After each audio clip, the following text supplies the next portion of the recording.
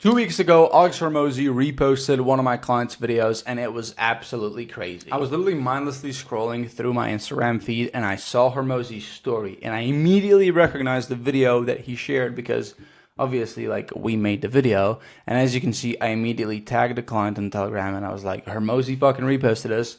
And neither him, neither I, like, we both couldn't believe it.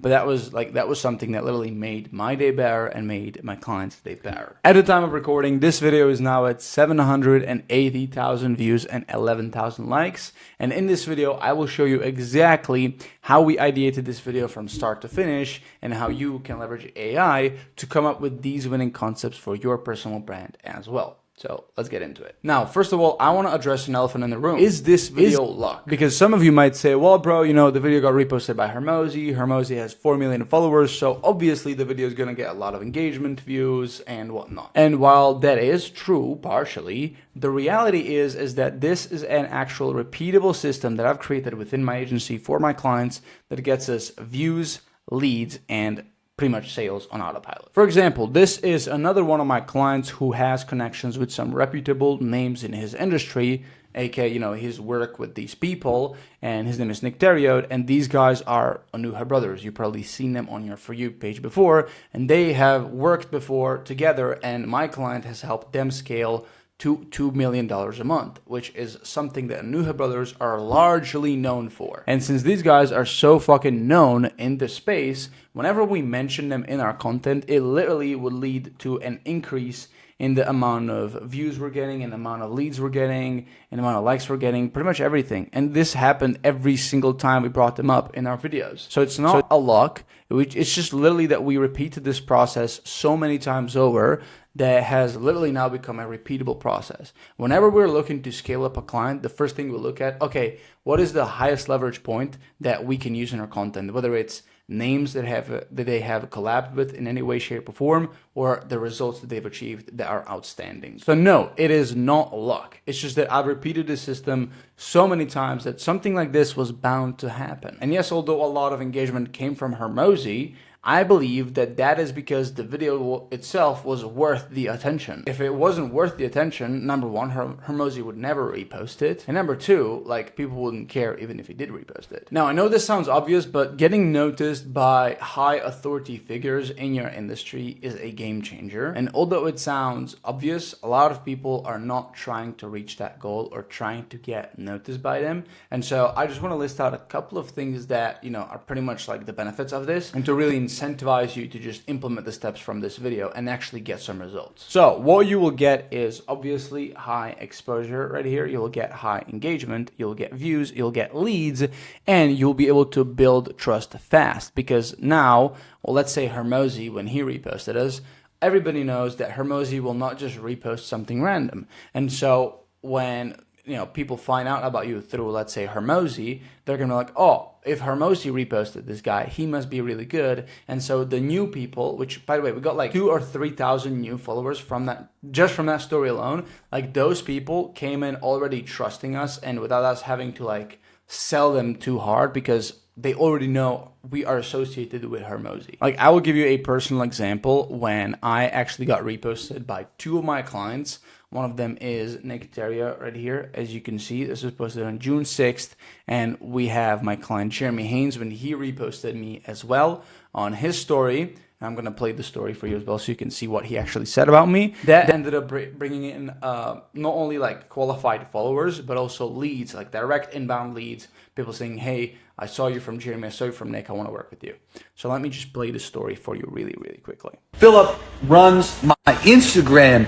When you see all those clips come from my YouTube videos, they get edited by Philip. And if y'all need an Instagram editor, Philip does an amazing job. Tell him Big Germ sent you. And that was the video that Jeremy essentially made about me, saying, hey, he runs my IG, he does a good job. You know, if you want to work with him, go DM him, whatever. And also we can see this pretty much like a repost from my client Nick. This is when I pretty much said, hey, like, we're onboarding this client, we're going to start cooking, getting leads are like crazy, etc.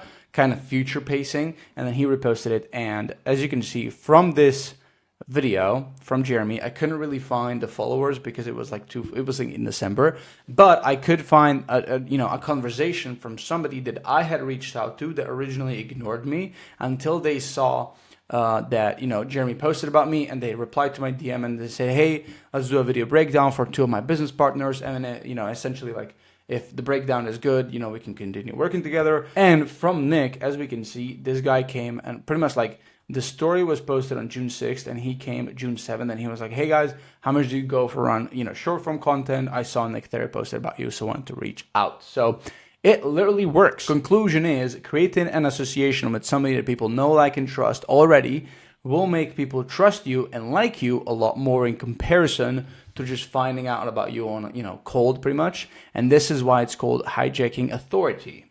And this is something that will 100% grow your personal brand. And a lot of people should actually strive for this to be one of their goals. To associating yourself with people, big people, as much as possible. Now, that's all great. We understand the benefits, but how do we actually create these kind of shareable videos? What are the factors that make these videos shareable, and how can I get a video shared by Hormozi? Well, first of all, I can't guarantee that Hormozi is going to see your video and share it. But to answer this question, we need to understand what actually makes somebody take an action of sharing the video.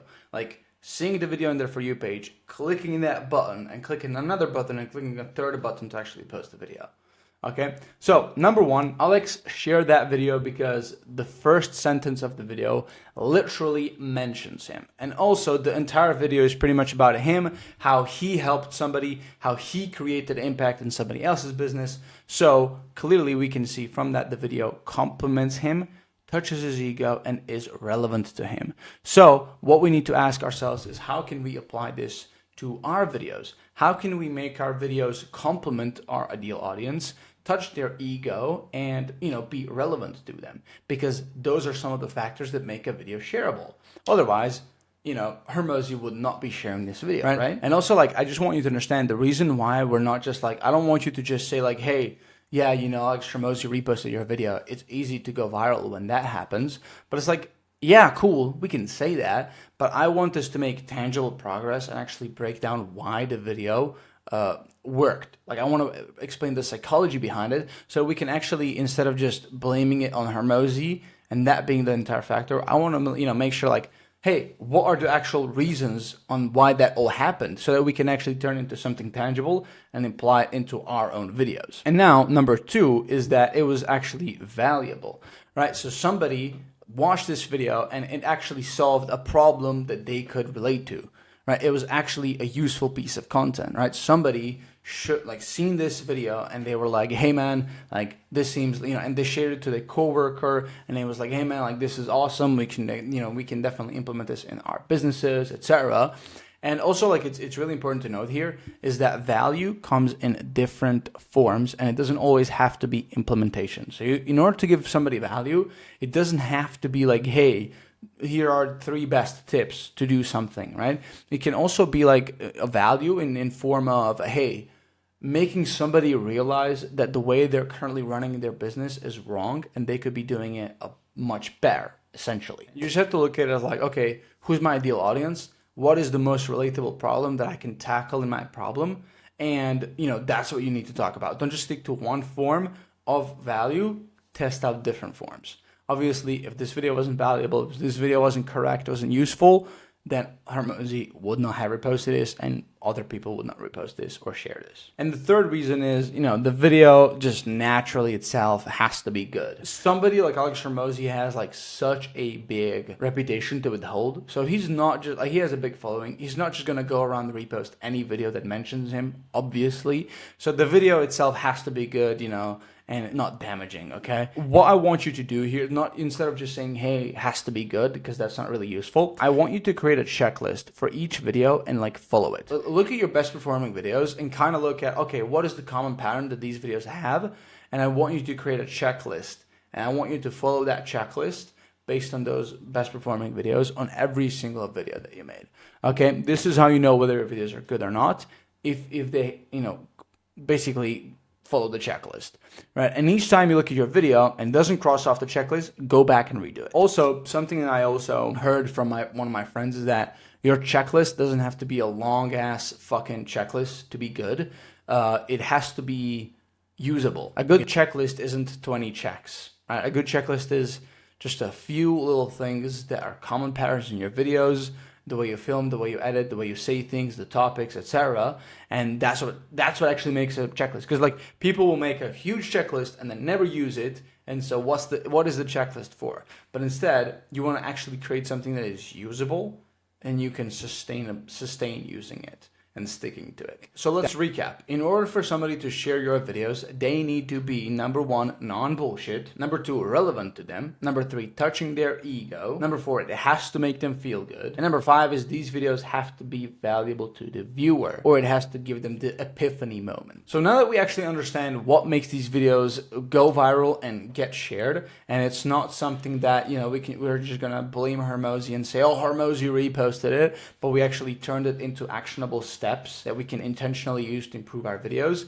Now we've done all that, let's talk about the process to making these videos and what process I personally follow in my agency to make these kind of videos for my clients. Now the process that I personally follow is right here is idea/topic, format, scripting, and then editing, right? So the first part of the process, and arguably the most important part, is the idea/topic that you choose.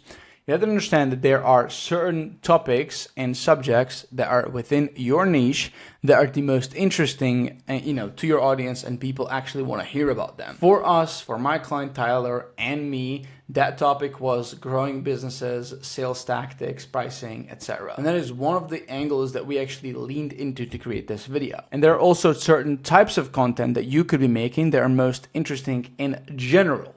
So these are topics that every niche is interested in. You just need to niche down for that specific niche. So for example, for us, every business needs sales advice. But so we use that sales advice topic that every business niche, but we niched it down to our niche, which is concrete businesses. I actually made a whole breakdown video on how this works, formats, topics, hooks, etc., and how you can, actually implement it in your business. So I actually made a whole video, as you can see right here. It says, I studied 1,000 hooks. These ones will actually make you go viral. It's going to be linked somewhere in the description and also on the screen, so you can go and watch it. But it's essentially going to break down the best winning formats, topics, and types of content that work well for our clients right now. So you can go ahead and pretty much steal that. But like I said, the topic is the most important part. If people are not interested in your idea and topic, well, you pretty much lose right there. But let's say you have the best topic out there and you actually want to move to next part, which is essentially choosing your format. I would say this is the next most important part. And this is where, even if you have a good idea, you can also fail. And I'll give you an example here. Good topic and idea, but wrong format, not a bad format, but a wrong format. I don't think there's a such thing as a bad format, only the wrong format from the wrong audience. That can result in a flopped video. I've noticed the pattern with this niche. This client is in the contracting niche, concrete niche, blue collar niche. And for some reason, these videos where it's like B-rolls in the background and text on the video, those videos tend to do like really, really good. On these videos that we're literally averaging like 100K views or some shit, right? But on these talking head videos, they perform really, really bad. So in this niche, B-roll reels, they do fantastic, but these talking head videos, they don't do as well, right? And so if I was to take the same idea, but put it into a talking head video, it would have gone, maybe would have gotten more views than average because of the topic and idea, but it wouldn't have maybe be seen by Hormozi, and then Hormozi wouldn't, repost it, and then it wouldn't go viral, and then I wouldn't be making this video right now. It's a whole butterfly effect just because what format you choose. So it's very important that you know your audience and what format of content they like to watch. And it's also important that you do not just give up after one idea. People will give up after just one failed idea. So imagine if I took this idea and I didn't know it's going to go viral, and I test it in a talking head format, which for us is a statistically proven format that isn't always going to work. If I took that and it flops, and I never revisit that idea in a different format, different way, I would never gotten a video that got reposted by Hormozi and gotten 800K views, just because I gave up after one try instead of trying more.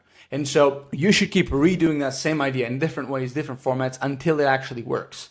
or until you prove that it will not work. So I can tell you, bro, you probably have so many ideas that can go viral. You just haven't tested them enough. You just gave up too early. And so if you're watching this video, this is probably your sign to take that idea that you've been waiting to actually implement and implement it right now in different ways. After we have chosen the topic and chosen the format, we go into scripting, okay?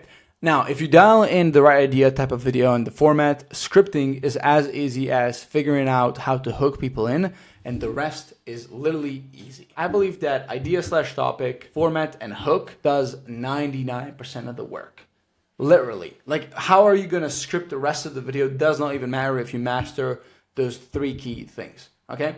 So let's take the idea, for example. Hey, I paid Alex Hormozi $24K to grow my concrete business. This is what I learned. So this is literally how we hook people in.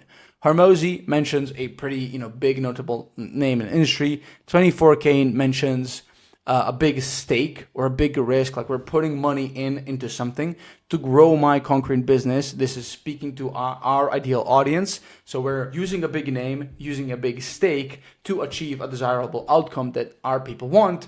And, this is what I learned. So we're essentially giving people value away for free, telling them, hey, I took this big risk to grow, to achieve your desirable outcome, but this is what I learned. I'm going to essentially give you value for absolutely free, so you don't have to pay 24K, right? So this is a pretty good idea, pretty good hook, as you can see. And then we have our proven format. We didn't use a talking head that was statistically, for us, proven to perform worse.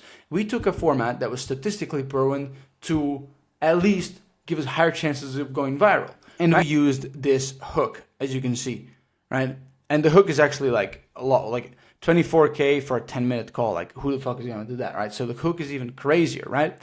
And so the idea, the format, and the hook literally does 99% of the job. You can literally, in your videos, package the best information out there. You can literally give them a check.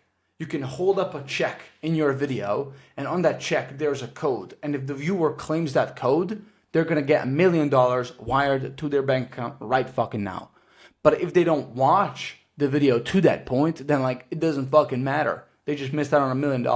But because you didn't hook them in, it doesn't matter. So what is in the middle of the video, in the end of the video, that doesn't matter. It only matters what is in the front of the video and how you actually make people watch. If you can figure that out, people are just going to watch it naturally until the end. So you literally have to focus on those things if you really, really want to dial in the video. Now, in the process, I also actually mention editing, but this is literally the 1% part. If you have a good hook, good format, a good idea, editing is literally like just try not to mess it up, try not to make it absolutely shit.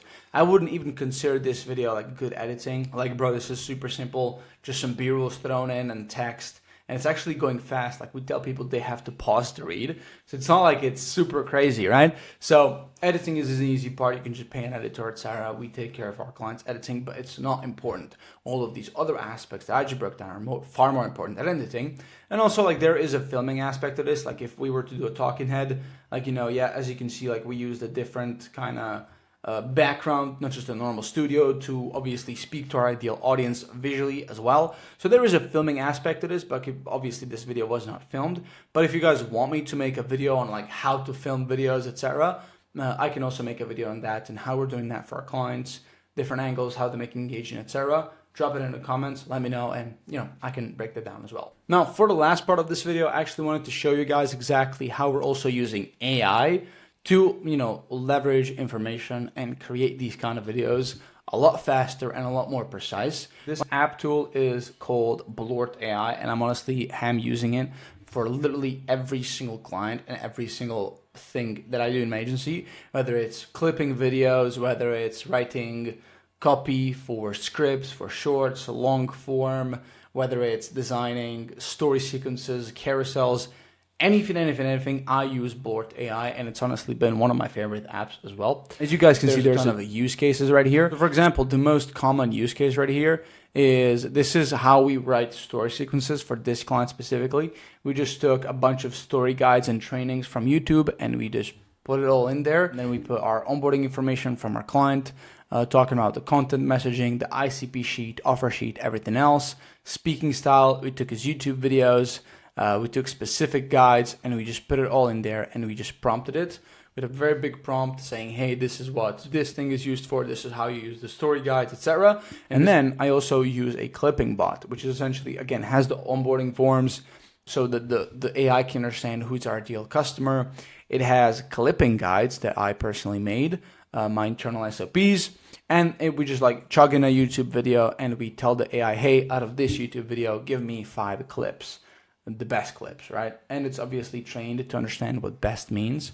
So let's give it a, give me 5 strongest clips from this transcript, and we're just gonna play it, and I can show you how that comes out. So as you can see, so here's how the math usually works out. I'm saying that I can get to 50 more without spending more money in marketing. I want you guys to think about each step, blah, blah. Okay, so this is pretty good as well. I just did this in Mac, and I was so I was going through, and one of actually our top customers who went from 0 to 100K, so immediately starts off with a good hook, social proof, and it shows a conversation about calling leads fast within 2 hours, 60 seconds. So again, pretty good value. This is all valuable stuff, bro. And it literally took me 5 seconds to come up with a clip, right? Like it's that simple. Chug in a YouTube video, tell the AI, and the AI does the job, right? This is how we come up with pretty much the carousels for our clients, etc.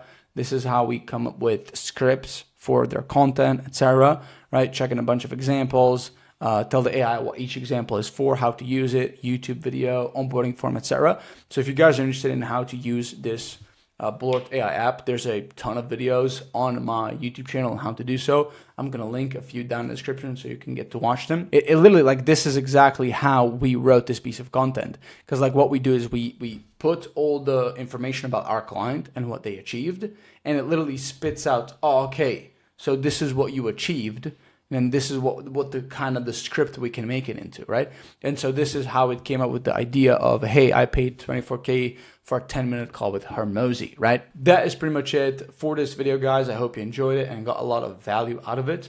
Make sure to subscribe and like this video. And if you found this video useful and you know somebody else, a friend who will find this video useful as well, share them this video and so they can see how we make these kind of videos. And yeah, thank you for watching. Subscribe, like, and I'll see you in the next video.